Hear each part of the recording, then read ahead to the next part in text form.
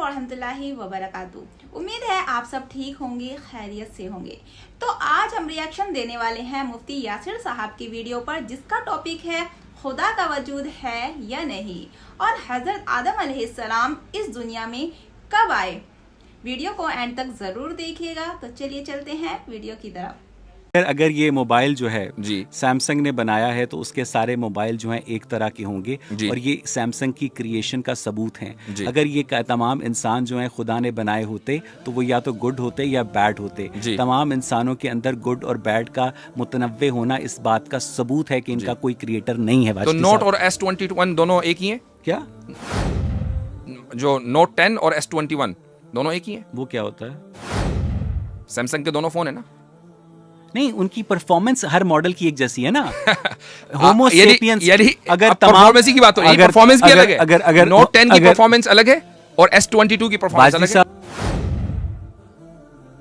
आपने मेरी बात, आप मेरी दलील दे रहे हैं। अब आप मुझे ये तो आपने अपने गोल में स्कोर कर दिया। मुझे यार खुदा का खौफ करें। खुदा तो आपके नजदीक मौजूद नहीं, किस खुदा का खौफ करूं? तो जो एक चिंपैंजी की मादा है वो कैसे तख्लीक हुई? आई डोंट नो। चूंकि चिंपैंजी के ऊपर ईमान लाना मेरे वर्ल्ड व्यू का हिस्सा नहीं है। मैं कहता हूं ये आपका साइंटिफिक आर्गुमेंट है। ये आपका आर्गुमेंट साइंटिफिक है क्या? ये जो आपने चिंपैंजी की मिसाल दी, आपका आर्गुमेंट साइंटिफिक है? मैं आपका सवाल नहीं समझा।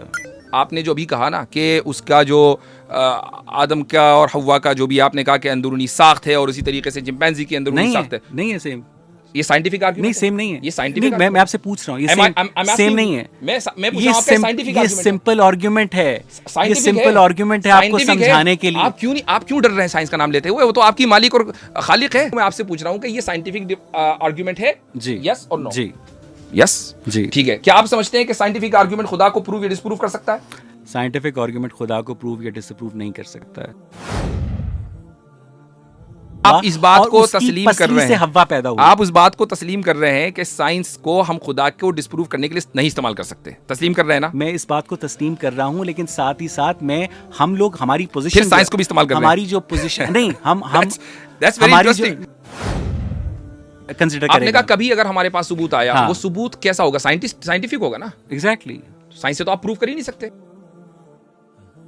चूंकि ये मजहब की फील्ड नहीं है, ये साइंस की फील्ड है। ये आप बताएंगे, ये आप बताएंगे। हमारी फील्ड क्या है कि हिदायत किसके ऊपर डिपेंड करती है? हिदायत आदम के वजूद के तस्लीम करने पर डिपेंड करती है। ये मजहब बताएगा कि आदम मौजूद थे या नहीं थे, एंड दैट्स इट। कि मुझे समझा दें कि टाइम और स्पेस की क्रिएशन से पहले जी वो कहाँ खुदा था? जो था वो किस टाइम और स्पेस में एग्जिस्ट करता था? अच्छा। क्योंकि टाइम और स्पेस के बगैर कोई चीज एग्जिस्ट कर नहीं सकती। आप अपने सवाल में जो फैलेसी है वो समझ पा रहे हैं? नहीं सर, मुझे यही समझाइए आप ये कह रहे हैं कि टाइम से पहले खुदा किस टाइम में था? नहीं, मैं ये कह रहा हूँ कि खुदा जो था वो इस टाइम स्पेस फैब्रिक से पहले किस टाइम में ज़मानो मकान में था? टाइम से पहले किस टाइम में था? चूंकि आपने क्रिएटर को अपने जैसा समझा कि जैसे आप टाइम और स्पेस की फैब्रिक में है, तो क्रिएटर भी किसी ना किसी टाइम स्पेस की फैब्रिक में होगा। यही फॉल्स इक्विवेलेंस है। इसी को अरबी में क़ियासुल गायब अला शाहिद कहा जाता है। इसलिए यही चीज बुनियादी तौर पर गलत है। जिस तरह वाजदी साहब कहेंगे कि क्रिएटर है और हम नहीं मान सकते, उसी तरह अगर डॉक्टर पीटर फैनविक ये कहेंगे कि कॉन्शियसनेस ब्रेन से बाहर एग्जिस्ट करती है, आप नहीं मानेंगे। वाजदी साहब आगे चलते हैं। मैं आगे चलना चाह रहा हूँ। हाँ। आप मुझसे वो सवाल करें कि जिसके ऊपर हमारे मजहब का या हमारा जो तस्वुर है खुदा है वो खड़ा हुआ है। आप उसको चैलेंज करें ना। आप उसको ना चैलेंज करके वो चीजें चैलेंज कर रहे हैं कि जो इररिलेवेंट है। नहीं, साइड पे क्यों? उसका जवाब दीजिए। नहीं, मैं इस सवाल को साइड पे रख देता हूँ ना, क्योंकि मुझे आगे जाने का शौक है। मुझे क्या कहते हैं बकायदा, यानी जहाँ सवाल नहीं है तो उसको साइड पे चल नहीं, भाई। इसका मतलब ये है कि ईवल का जो क्रिएटर है वो गॉड है। हमारा तो मुकद्दमा यही है। हम तो उसको खालिक शर भी मानते हैं, खालिक खैर भी मानते हैं, लेकिन कासिब शर, गॉड इज ईवल। यही बुनियादी गलती है। चूंकि अभी मैंने आपको एक मिसाल दी थी ना एग्जाम की, तो क्या मैं आपके नजदीक क्या मेरे स्टूडेंट्स हैं, क्या मेरे स्टूडेंट्स हक बजानी होंगे कि वो कहें कि हमारे टीचर को कुछ नहीं पता, उसने 3 जो है गलत? मुझे ये बताइएगा कि तो खल्क़ शर बुरा नहीं है, कस्बे शर बुरा है। और इसीलिए मैंने आपसे पहले कह दिया था, इसीलिए मैंने आपसे कह दिया था कि आप ट्रूथ को कैसे जान पाएंगे।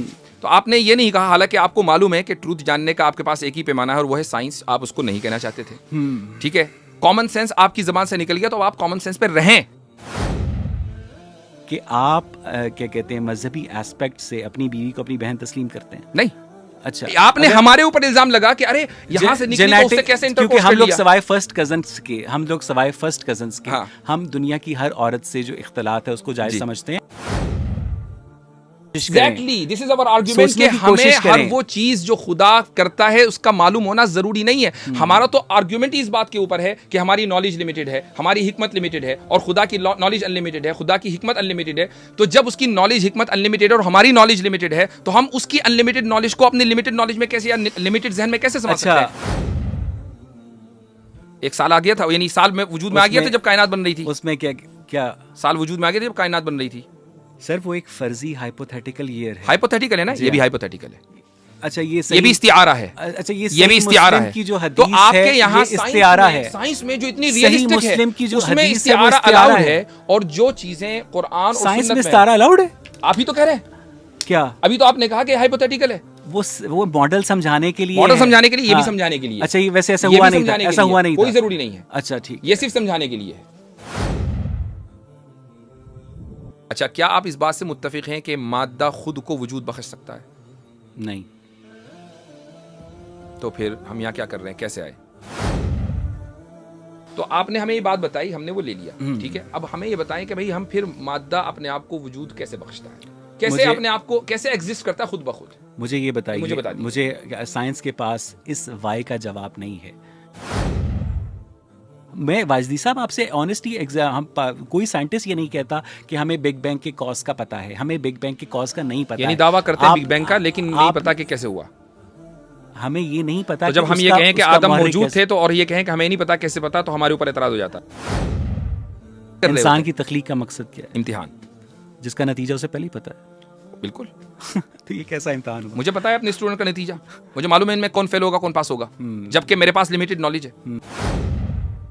ठीक है, चलें आपको नहीं समझ में, अब मैं समझाता हूँ आपको। मेरा ख्याल है कि आज की गुफ्तगू जो समझना चाहेंगे इस चीज को? मसला तकदीर पर दोबारा कर लेंगे। चले ठीक है। मेरा नाम अवैस इकबाल है और मैंने तकरीबन पिछले 15 साल पाकिस्तान के मीडिया में जॉब की है। मैं दुनिया के तमाम मज़ाहिब को मैन मेड समझता हूँ, चाहे उसके अंदर हिंदुइज़्म हो, इस्लाम हो, क्रिश्चियनिटी हो, जूडाइज़्म हो, बुद्धिज़्म हो। एक एथीस्ट के नज़दीक दुनिया के तमाम मज़ाहिब जो होते हैं वो मैन मेड होते हैं। आपके पास खुदा की, चूंकि मौजू खुदा का वजूद है, अभी हम मजहबी खुदा के ईसाई वाला वर्जन है कि इस्लाम वाला वर्जन है, उस पर तो बात ही नहीं कर रहे हैं। हमारे पास किसी हम भी ये बात कर कायनात रहे के क्रिएटर का कोई भी एविडेंस, कंक्लूसिव एविडेंस आपके पास नहीं है। आपको नहीं लगता कि the absence of evidence is not the evidence of absence? You are absolutely right, and you are using Carl Sagan's phrase which he used for extraterrestrial beings, जो उसने aliens के लिए इस्तेमाल किया था कि absence of evidence is not evidence of absence। हमारे पास कोई evidence नहीं है कि ऐसा कोई भी जो creator है वो इस time और space के fabric से beyond exist करता है और उसने अदम से इस कायनात को वो वजूद में लेकर आया है। हमारे पास ऐसा कोई evidence नहीं है। ये दावा आप लोगों ने किया है कि इस कायनात का कोई खुद। आपके नजदीक ट्रूथ तक, किसी भी चीज के ट्रूथ तक पहुंचने का आखिर कोई तो तरीका होगा ना। आप डिनाइल में तो नहीं रह सकते कि मैं तो सच्चाई को जानता ही नहीं हूं। मुझे नहीं लगता, अगर आपके पास सॉलिड दलील है तो वो सॉलिड दलील कोई भी हो सकती है। अगर आप मुझे बताइए कि इस कायनात का एक खाने की मिसाल ले लेते हैं। अगर आप मसलन सर प्लीज, इस कायनात का एक खुदा है, ये दावा रिलीजन ने किया है, आपने किया है, मैंने नहीं किया, हमें नहीं, इससे पहले हमें नहीं पता था। अब आप इस दावे को किसी भी ऐसी दलील से साबित कर दें जो मुझे समझ आ जाए, जो हमारे ऑडियंस को समझ आ जाए। ठीक, ये कॉलिंस डिक्शनरी है, इसमें जो बर्डन टू प्रूव अगर आप डालेंगे, इसमें जो एंट्री है वो ये लॉ में, a claimant is someone who asks to be given something which they think they are entitled to. ठीक है, सिंपल सी बात है। आप मुद्दई अगर हैं, यानी मिसाल के तौर पर मैं अपने मकान में रह रहा हूँ और आप आकर ये दावा करें कि यासिर साहब ये मकान मेरा है, ठीक है, तो मुद्दई आप होंगे, मैं मुद्दाले होऊंगा, ऑब्वियसली बात है। तो बर्डन टू प्रूफ आपके ऊपर होगा। आप बर्डन ऑफ प्रूफ लेने को तैयार नहीं। सुन लीजिए, मैं मुद्दई, आप मुद्दई होंगे और मैं मुद्दाले होऊंगा। मेरा काम दलील देना नहीं होगा, आपका काम दलील देना होगा। क्यों? इसलिए कि मैं उस मकान में रहता आ रहा हूं। ये इंसानियत शुरू से किसी मरकजी खुदा में बिलीव करती आ रही है। यही वजह है कि आप अगर किसी भी किताब को उठाएं फिलॉसफी की, तो उसमें जो नॉन एथिस्ट है हिस्ट्री का, वो 500-600 BCE था वो, और इसका नाम डेमोक्रेटिक है। इसके अलावा आपके पास कौन सा तरीका है पहचानने का? BC से स्टार्ट हुई है ना, उससे पहले हमारे पास राइटिंग नहीं थी। ठीक, तो आपने कैसे पहचाना? चलिए, मैंने थोड़ी देर के लिए मान लिया कि एवोल्यूशन हुआ है। अब आपने ये उसके बाद ये मफरूजा इसीलिए मैंने गढ़ने का लफ्ज़ बोला, ये मफरूज़ा गढ़ा, चूँकि एवोल्यूशन हुआ है और इंसान जो है वो यहाँ तक पहुँचा, तो उसने शुरू में खुदा के वजूद का इदराक कर लिया होगा, ये मुमकिन नहीं है, यकीनन किसी ने उसको बताया होगा, लिहाजा जो इस्टेब्लिश और बाई डिफ़ॉल्ट इंसान की जो पोजीशन है वो एथीज़म है। ये मफरूज़ानी तौर क्या है, जबकि अगर हम एंथ्रोपोलॉजी पढ़ें, होल्ड ऑन, जबकि हम एंथ्रोपोलॉजी पढ़ें या इसी तरीके से जो इस वक्त सिविलाइजेशन है, एंशिएंट सिविलाइजेशन है, आप ग्रीक सिविलाइजेशन में चले जाएं, आप इजिप्शियन सिविलाइजेशन में चले जाएं, आप इंडियन सिविलाइजेशन में चले जाएं, या उससे पहले जो टर्की में इस वक्त सबसे कदीम सिविलाइजेशन के आसार मिले, हर जगह इन तमाम जगहों पर एक मरकजी खुदा का तस्वुर पाया जाता है। हम तो न्यूट्रल पोजीशन, यही तो मैं कह रहा हूं, हम तो न्यूट्रल, आपने तो मेरी बात की तस्दीक कर दी। हम तो न्यूट्रल पोजीशन पर थे कि जनाब हम नहीं जानते। अब आपने मेरी बात की तस्दीक कर दी कि डिफॉल्ट पोजीशन। मुझे सिर्फ इतना बता दें जी, 1 लाख साल पहले प्लैनेट अर्थ के ऊपर इंसान रहते थे? I don't know. You don't know? No, I don't know. आप कभी शिकागो के फील्ड म्यूजियम में गए?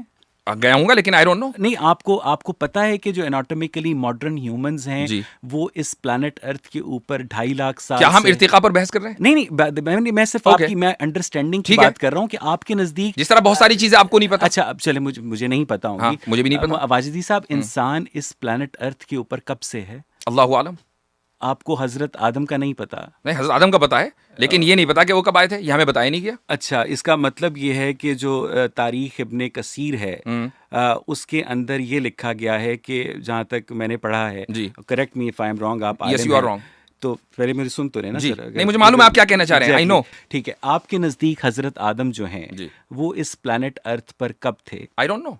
आपको नहीं पता? इवन आपके पास वो 1 लाख साल पहले भी हो सकते हैं। हाँ, सही है, लेकिन बहुत सारे वो 2 लाख साल भी पहले भी हो सकते हैं, क्योंकि इसमें रिलीजन का कोई लेना देना नहीं है। रिलीजन का ताल्लुक है, वो पहले मुसलमान थे जी, तो अल्लाह ताला के नबी थे। ये हिस्ट्री से ताल्लुक करती है, रिलीजन से नहीं। आपके पास भाई आप भी बताइए कि अगर अल्लाह के नबी थे तो क्या हर अल्लाह के नबी का नाम हमें मालूम होना जरूरी है? 1 लाख के करीब से जायद जो है अंबिया हैं, कुरान में 1 लाख से जायद अंबिया का नाम है? नहीं है, बल्कि अक्सर अंबिया का नाम हमें नहीं पता है। अच्छा, इसलिए कि हमारी हिदायत का जो डिपेंड करता है, इस पे नहीं करता कि हजरत आदम कब थे, इस पे डिपेंड करता है कि हजरत आदम मुसलमान थे और उस पर हम तस्लीम करते हैं। फिर हम एवोल्यूशन के ऊपर जा रहे हैं। नहीं, एवोल्यूशन पे नहीं जा रहे, ये एवोल्यूशन ही का सवाल है। नहीं, एवोल्यूशन का सवाल नहीं, एवोल्यूशन ही का सवाल है। अगर आप वो अव्वल बशर थे, उनसे पहले कोई इंसान, अल्लाहु आलम, आई डोंट नो। ठीक है, आप कब थे वो? ये जब भी होंगे, अभी तो बताया मैंने। कहाँ थे वो? आई डोंट नो, आपको ये भी नहीं पता?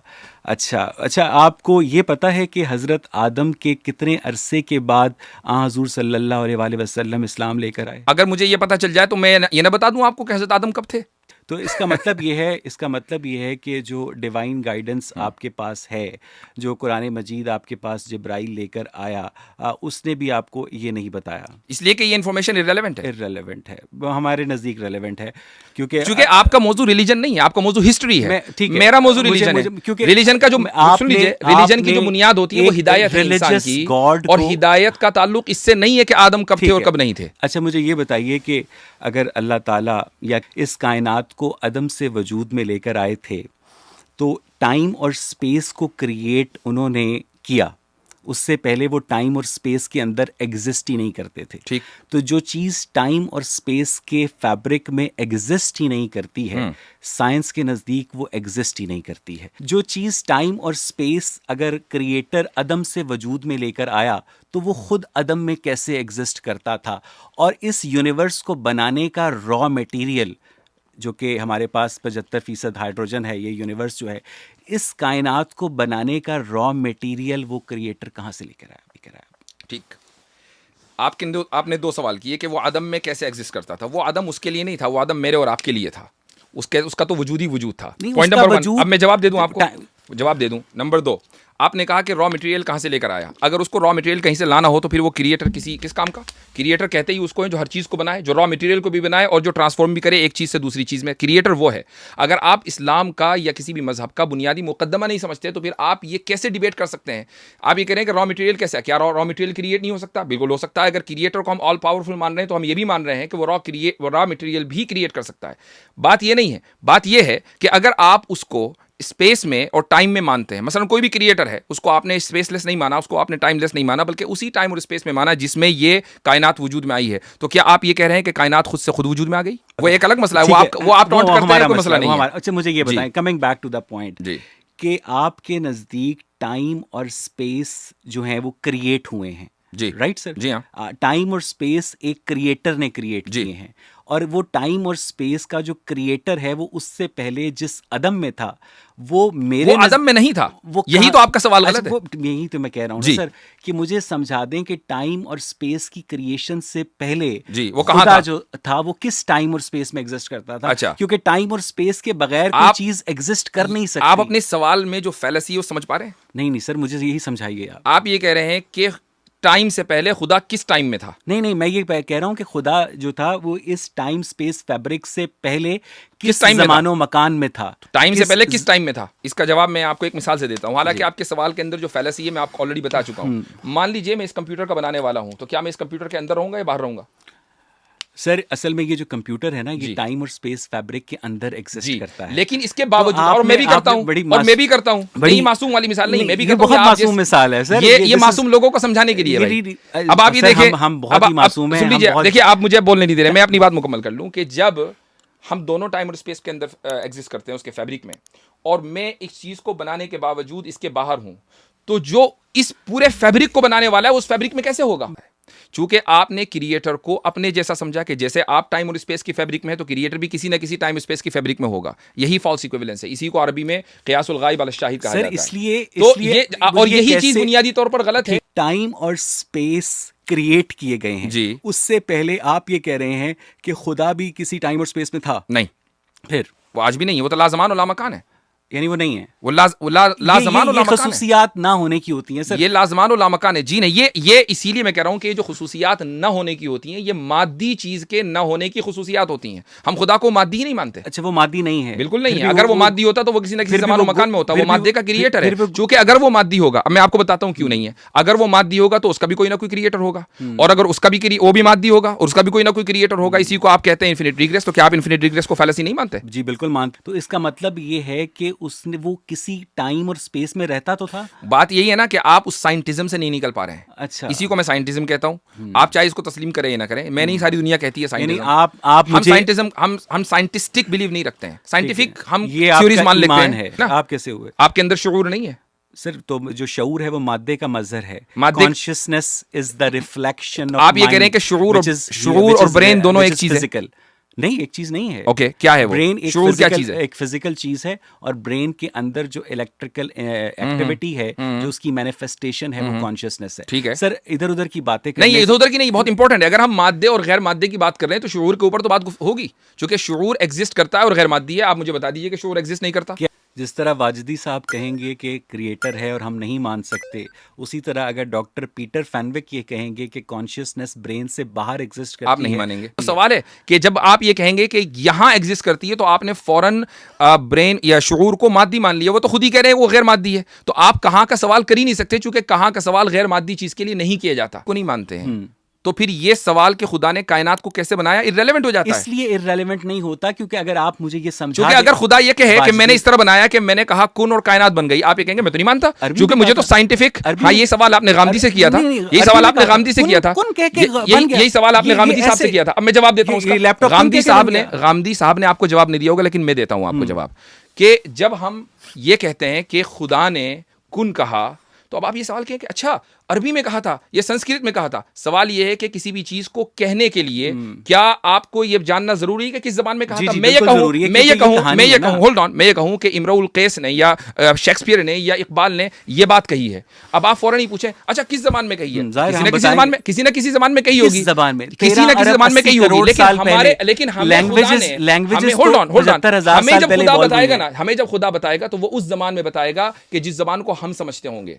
वो उस जबान में नहीं बताएगा। अब मिसाल के तौर पर कुरान में जो है पाइथन लैंग्वेज नहीं लिखी होगी, या उसके अंदर जो है कोई आईटी की लैंग्वेज नहीं लिखी होगी कि इस जबान में कहा था। कुरान में वो जबान लिखी होगी। अच्छा चले ठीक है, बिल्कुल ठीक है, समझता है। मैं आपकी ये बात, मुझे यकीन है कि गांधी साहब ने जवाब आपको नहीं दिया होगा। ये बात आर्गुमेंट के तौर पर तस्लीम करता हूं। मिसाल के तौर पर मेरा और आपके वजूद की बुनियाद ये है कि हमारा कोई ना कोई डायमेंशन हो। सारी दुनिया इसको तस्लीम करती है कि हमारा कोई लेंथ, विड्थ और डेप्थ होना चाहिए, तभी हम वजूद अपना रखेंगे। तो अगर ये बात है, ऑब्जेक्टिवली सारे इसको तस्लीम करते हैं, ये बुनियाद है हमारे वजूद की। अगर खुदा के वजूद की यही बुनियाद होती ना तो ऑब्जेक्टिवली सारे इसी को मान रहे होते, जबकि इसको नहीं मानते। बाजती साहब आगे चलते हैं। मैं आगे चलना चाह रहा हूँ। हाँ। आप मुझसे वो सवाल करें कि जिसके ऊपर हमारे मजहब का या हमारा जो तसव्वुर है खुदा है वो खड़ा हुआ है, आप उसको चैलेंज करें ठीक है, मैं ना। वही आप कर उसको ना चैलेंज करके वो चीजें चैलेंज कर रहे हैं कि जो इररिलेवेंट है। नहीं, साइड पे क्यों, उसका जवाब दीजिए। नहीं, मैं इस सवाल को साइड पे रख देता हूँ ना, क्योंकि मुझे आगे जाने का शौक है। मुझे क्या कहते हैं तो बकायदा, यानी जहां सवाल नहीं है तो उसको साइड पे चल भाई नहीं, आगे। क्या हमने खुदा के वजूद को तस्लीम कर लिया? नहीं कर लिया ना, क्योंकि नहीं किया, जब आप ठीक है। तो अब मैं आपको जब दलाइल तो दे दूं, जब मैंने तो अभी दलील ही नहीं, ठीक है। कोई भी दलील मेरी अभी तक के खुदा के वजूद के ताल्लुक से नहीं आई है, ठीक है। आपकी स्क्रीन के ऊपर पहली दलील है, अगर आप उधर देख लें, argument from evil and good. इसके दो प्रेमिसेस हैं। If the universe has existed by itself it would have either evil और good due to the lack of consciousness. B, the universe has evil and good both, therefore the universe has not existed by itself. Who created evil? God, of course. So God is evil? No, the creator of evil is not evil. यही तो fallacy है। The performer of evil is evil. अच्छा, Not the creator। इसलिए कि मैं इसका उसकी मिसाल दे देता हूँ। मैं मिसाल ये दे देता हूँ कि मसलन आप मेरे स्टूडेंट हो, ये मेरे सारे स्टूडेंट बैठे हुए हैं यहाँ पर। मैं इनको जब एग्जाम देता हूँ ना, तो इस एग्जाम के अंदर अगर मैं मल्टीपल चॉइस दूं तो 3 जो ऑप्शंस होते हैं वो रॉन्ग होते हैं और एक सही होता है। अगर ये कहें कि यार ये कैसा उस्ताद है कि ये 3 उसने रॉन्ग दे दिए, इसको खुद कुछ नहीं पता है, वो मैंने इसलिए दिए हैं ताकि मैं इनकी नॉलेज को जांचूं। जब हमारा बुनियादी मजहबी मुकद्दमा ये है, और सिर्फ मेरा नहीं, तमाम ईसाइयों का, तमाम यहूदियों का, तमाम मुसलमानों का, सारे जितने भी अहले मज़ाहिब हैं जो मोनोथीस्टिक रिलीजन है, हम इस दुनिया के अंदर एक इम्तिहान के लिए हैं कि हम अपनी खुदा को पहचानें। अगर पहचान लेंगे तो जन्नत में जाएंगे और नहीं पहचानेंगे तो जहन्नम में जाएंगे। अगर हमारा बुनियादी मुकद्दमा ये है तो उस मुकद्दमे के सही होने के लिए ईवल का होना ज़रूरी है इस दुनिया में। और अगर आप ये कहते हैं कि ये कायनात खुद से खुद वजूद में आ गई है या किसी मादे ने बता दिया, तो फिर क्या इस कायनात के अंदर ईवल पॉसिबल था? आपने मेरे सवाल का जवाब नहीं दिया। नहीं, मुझे मेरे सवाल का देखिए, मेरे सवाल का जवाब दें आप अगर लेके जाएंगे मुझे तकदीर के मसले पर, तो हम कभी भी इस सेशन को मुकम्मल नहीं कर पाएंगे। ईवल का मतलब ये है, इसका मतलब ये है कि ईवल का जो क्रिएटर है वो गॉड है। हमारा तो मुकद्दमा यही है। हम तो उसको खालिक शर भी मानते हैं, खालिक खैर भी मानते हैं, लेकिन कासिब शर, गॉड इज ईवल। यही बुनियादी गलती है। चूंकि अभी मैंने आपको एक मिसाल दी थी ना एग्जाम की, तो क्या मैं आपके नजदीक, क्या मेरे जो स्टूडेंट्स हैं, क्या मेरे स्टूडेंट्स हक बजानी होंगे कि वो कहें कि हमारे टीचर को कुछ नहीं पता, उसने 3 जो है गलत। मुझे ये बताइएगा कि तो खल्क़ शर बुरा नहीं है, कस्बे शर बुरा है। अंदर जो शर करने की सलाहियत पैदा करने वाला है जी, वो शर नहीं है, ठीक है। लेकिन अगर मैं उस शर को एग्जीक्यूट कर देंगे तो वो शर है। बिल्कुल। अगर एक बंदा क्लाशनकोफ बनाता है तो वो शर नहीं है, लेकिन अगर बंदा क्लाशनकोफ से फायरिंग करता है और गलत जगह फायरिंग करता है तो शर है। और इसीलिए मैंने आपसे पहले कह दिया था, इसीलिए मैंने आपसे कह दिया था कि आप ट्रूथ को कैसे जान पाएंगे। तो आपने ये नहीं कहा, हालांकि आपको मालूम है कि ट्रूथ जानने का आपके पास एक ही पैमाना है और वो है साइंस। आप उसको नहीं कहना चाहते थे, ठीक है। कॉमन सेंस आपकी जबान से निकल गया तो आप कॉमन सेंस पे रहें। एक मिनट होल्ड ऑन, मैं यही रुक जाइए। क्या कॉमन सेंस ये नहीं है कि एक मर्द एक औरत के पेट से निकलता है, तो इसका उल्टा क्यों नहीं हो सकता? वाह वाह वाह वाह, तो मुझे ये बताइए। नहीं, इसमें मुझे बता दीजिए, अगर ये औरत की लिए इंफीरियरिटी है कि एक औरत आदम की पसली से बने, तो क्या ये मर्द के लिए इंफीरियरिटी नहीं है कि एक मर्द औरत के पेट से पैदा हो? मुझे ये बताइएगा कि महज इसलिए आप उसको इंफीरियरिटी नहीं मानते चूंकि दुनिया इसी तरीके से चल रही है। मुझे ये बताइएगा, आपको वो चीज इसलिए आपको वो चीज इसलिए उस पर एतराज हो रहा है चूंकि वो एक किताब के अंदर आ गया, मुकद्दस किताब। एग्जैक्टली, वो एक मुकद्दस। तो अगर हम कॉमन सेंस की बात करें तो ये चीज बिल्कुल कॉमन सेंसिकल है कि एक औरत मर्द की पसली से पैदा हो सकती है, जिस तरह एक मर्द औरत के पेट से पैदा हो सकता है। कि आप क्या कहते हैं, मजहबी एस्पेक्ट से अपनी बीवी को अपनी बहन तस्लीम करते हैं? नहीं। अच्छा, आपने हमारे ऊपर इल्जाम लगा कि अरे यहां से निकली तो उससे कैसे इंटरकोर्स कर लिया? हम लोग सवाए फर्स्ट कजन्स के हम दुनिया की हर औरत से जो इख्तिलात है उसको जायज समझते हैं। Exactly, this is our argument कि हमें हर वो चीज जो खुदा करता है उसका मालूम होना जरूरी नहीं है। हमारा तो आर्गुमेंट ही इस बात के ऊपर है कि हमारी नॉलेज लिमिटेड है, हमारी हिकमत लिमिटेड है और खुदा की नॉलेज अनलिमिटेड है, खुदा की हिकमत अनलिमिटेड है। तो जब उसकी नॉलेज हिकमत अनलिमिटेड है और हमारी नॉलेज लिमिटेड है, तो हम उसकी अनलिमिटेड नॉलेज को अपनी लिमिटेड नॉलेज में कैसे या लिमिटेड जहन में कैसे समझ सकते हैं? तो जो एक चिंपैंजी की मादा है वो कैसे तख्लीक हुई? आई डोंट नो। चूंकि चिंपैंजी के ऊपर ईमान लाना मेरे वर्ल्ड व्यू का हिस्सा नहीं है। चिंपैंजी को मैं देख रहा हूं, तो हम खुदा के वजूद पर बात कर रहे हैं, जो खुदा है और एवोल्यूशन। और मैं आपको बता दूं, आप ये कह रहे हैं कि अच्छा ठीक है नहीं करती, मैं कहता हूं ये आपका साइंटिफिक आर्गुमेंट है, ये आपका आर्गुमेंट साइंटिफिक है क्या? ये जो आपने चिंपैंजी की मिसाल दी, आपका आर्गुमेंट साइंटिफिक है? मैं आपका सवाल नहीं समझा। आपने जो अभी कहा ना कि उसका जो आदम का और हव्वा का जो भी आपने कहा कि अंदरूनी साख्त है और उसी तरीके से चिंपैंजी की अंदरूनी साख्त है, नहीं है सेम।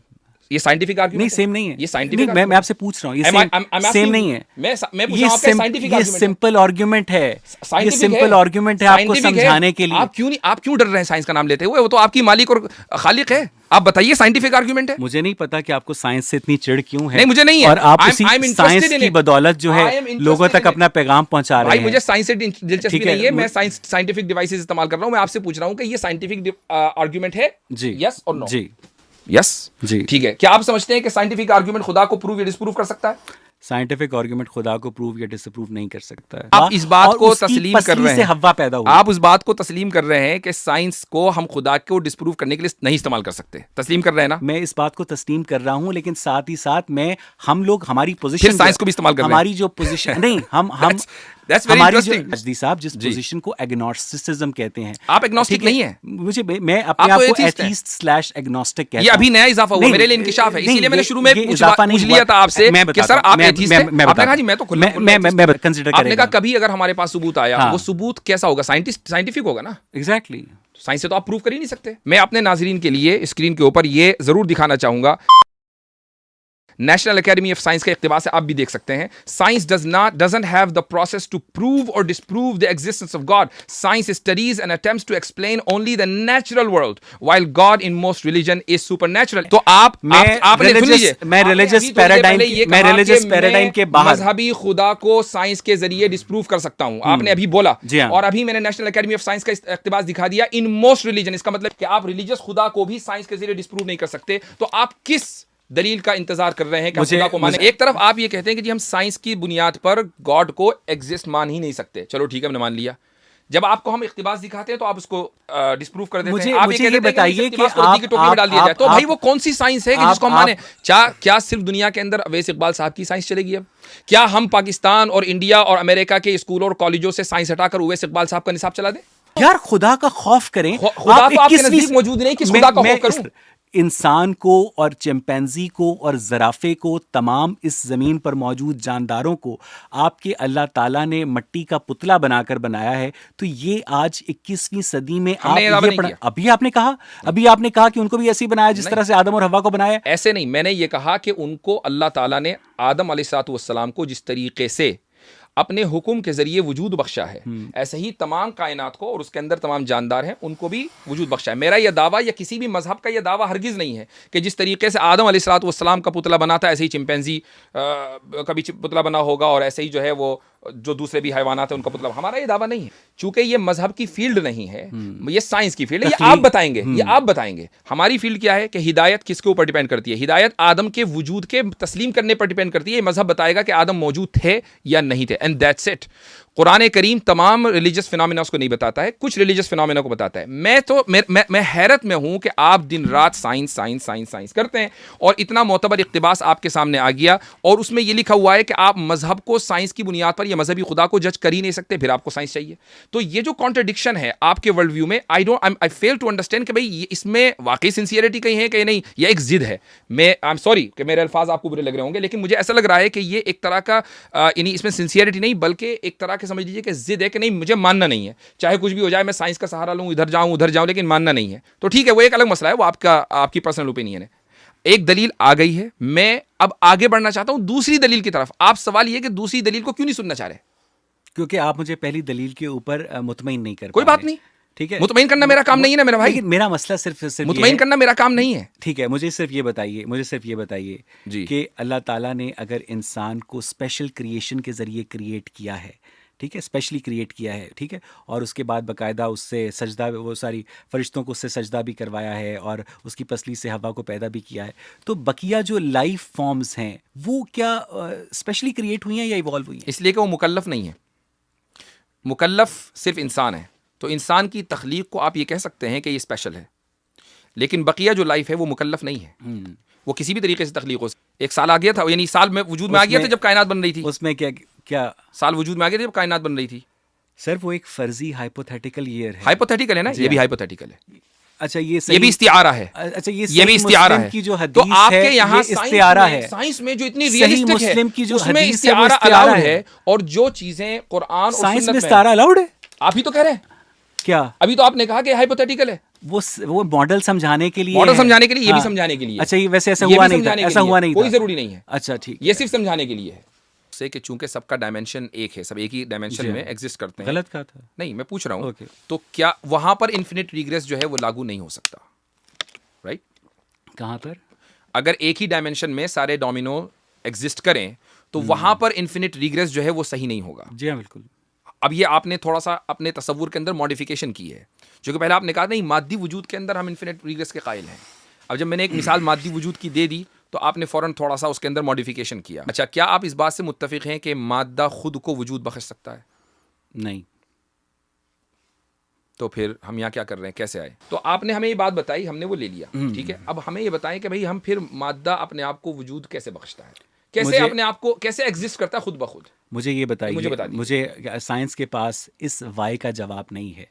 मैं वाजदी साहब आपसे ऑनेस्टली हम कोई साइंटिस्ट ये नहीं कहता कि हमें बिग बैंग के कॉज का पता है, हमें बिग बैंग के कॉज का नहीं पता। यानी दावा करते हैं बिग बैंग का, लेकिन नहीं पता कि कैसे हुआ।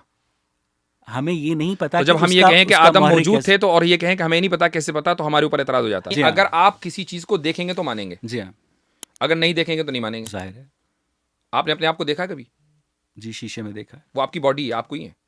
अच्छा, मुझ में और मेरी बॉडी में क्या फ़र्क है? फ़र्क ये है कि आपका जो मुशाहिदा ज़ात है, जो आपका इनर सेल्फ है, वो बता दीजिए। आपने शीशे में देखा हो, हम भी देख लें भाई अपना इनर सेल्फ।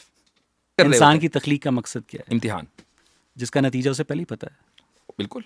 तो ये कैसा इम्तिहान हुआ? मुझे पता है अपने स्टूडेंट का नतीजा, मुझे मालूम है इनमें कौन फेल होगा कौन पास होगा, जबकि मेरे पास लिमिटेड नॉलेज है। ठीक है, चलें आपको नहीं फिर। समझ में, अब मैं समझाता हूँ आपको। मेरा समझना ख्याल है कि चाहेंगे? आज की गुफ्तगू जो है समझना फिर चाहेंगे इस चीज़ को? मसला तकदीर पर दोबारा तो ये थी आज की हमारी वीडियो। उम्मीद है आपको ज़रूर पसंद आई होगी। वीडियो अच्छी लगी हो तो वीडियो को लाइक और शेयर ज़रूर कीजिएगा, और ऐसे ही और वीडियोस देखने के लिए हमारे चैनल को सब्सक्राइब कीजिएगा। जज़ाकल्लाहु खैरन कसीरा। अस्सलामु अलैकुम वरहमतुल्लाहि वबरकातुहू।